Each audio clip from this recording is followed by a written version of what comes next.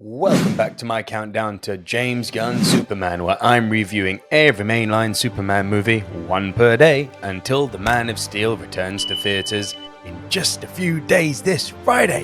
Today, the gloves come off. It's Batman vs. Superman: Dawn of Justice. A film that somewhat reaches for greatness and then punches itself in the face. Let's just start with the obvious. Zack Snyder gave himself an impossible task.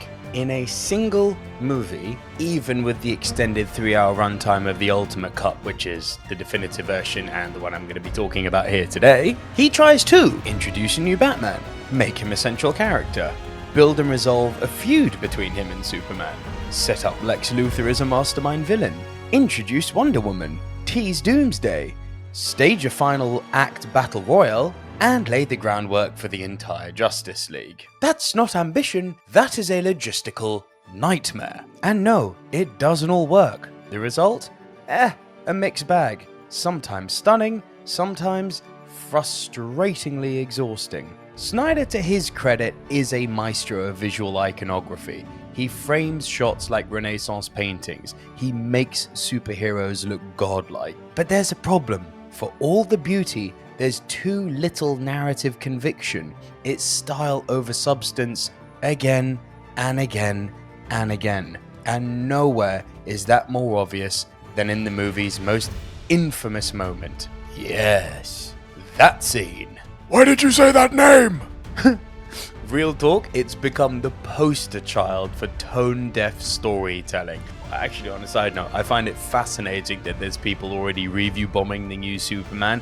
One, having not already seen it, which in itself is stupid, but two, in some plea that Zack Snyder be allowed to finish his work. Like, Man of Steel was great, don't get me wrong. BVS, even the Ultimate Cut, leaves a bit to be desired. And yeah, the Snyder Cut of the Justice League was an improvement, but then you look at things like his recent Rebel Moon, and the guy is just not a great auteur. He's a brilliant visual storyteller, as I've said, so slow your roll, those of you calling for blood because Snyder hasn't finished his work. Anyway, back to Martha. What's meant to be an emotional turning point lands like a parody the moment these two icons stop fighting, not because of ideals or morality, but because their mums have the same name. It's not just clumsy, it is laughable. Alright, let's talk about the Dark Knight himself. Ben Affleck's Batman looks the part, and the armoured suit is a glorious nod to Frank Miller's The Dark Knight Returns. Do you bleed is a standout line, but Affleck's performance? Man, I'm sorry, if you like him, good for you. I found him wooden, cold, uninspired. Yes, his fear of Superman makes sense. He sees a god who could wipe out humanity. But the world's greatest detective should be smart enough to realize Superman's not the threat. And for all the talk and postulating of Superman causing collateral damage, yeah, as if Batman hasn't been playing Demolition Derby with Gotham for years. His motivations, they just don't hold up. They just do not make sense.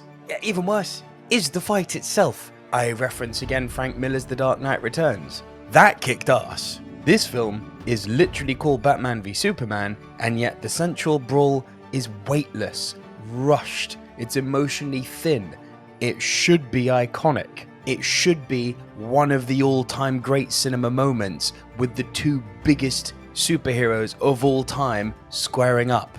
Instead, it's just there. Clark, however, does have stronger reasons to engage than the Bat. Superman sees Batman as a rogue, unregulated force doling out justice from the shadows, and that doesn't sit right with his all-American ideals. Add to that Lex Luthor's cruel manipulation, kidnapping his mother, forcing an ultimatum, and suddenly Superman's conflict is led with actual moral tension. He doesn't want the fight, he's kinda trapped in it. All of that kinda makes me think, yeah, Superman's motivations for this fight, they make far more sense than the Bat's. Now here's my hot take, and I'm not trolling, I'm not shilling, I'm being legit. Jesse Eisenberg's Lex Luthor kinda rules, especially in the Ultimate Cut where he's allowed to breathe a lot more and is fleshed out much better. He's a great villain. And hey, I'll be the first to put my hands up and say, when that casting was originally announced, I was at the front of the line of the people mocking Jesse Eisenberg in that casting. It was like, what?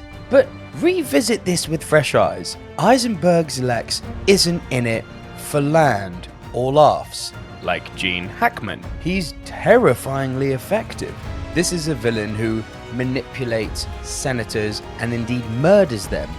Billionaires get manipulated, Kryptonians alike, all dancing to the beat of his manic drum. He actually is a criminal mastermind, not someone interested in real estate. He's a criminal mastermind in the truest sense. Erratic? Yes, but deliberate, calculated, and for once, Lex has a plan that actually works. That's more than we can say for a lot of on-screen supervillains, especially in this franchise and IP. And this isn't any of Lex's scenes which you could cut to Benny Hill music. His villain lands for me. Just my take. There's a lot of good in this movie, but there's also so much bad. It's so much bad. This should have been one of the all-time great comic book movies, and instead, even the ultimate cut, it just frustrates. It's a bit of a fart in the wind. My heart says go with 6, but my analytical brain says go lower. It is mid-level, unfortunately. I'm gonna go, this is a 5 out of 10 movie. I can't give it more than that. It's bombastic, beautiful, but deeply flawed. A film of enormous ambition and equally enormous stumbles. It should have been more, it could have been more, the source material was there for it to be more, and even with a theatrical release and an ultimate cut, it still leaves one wanting.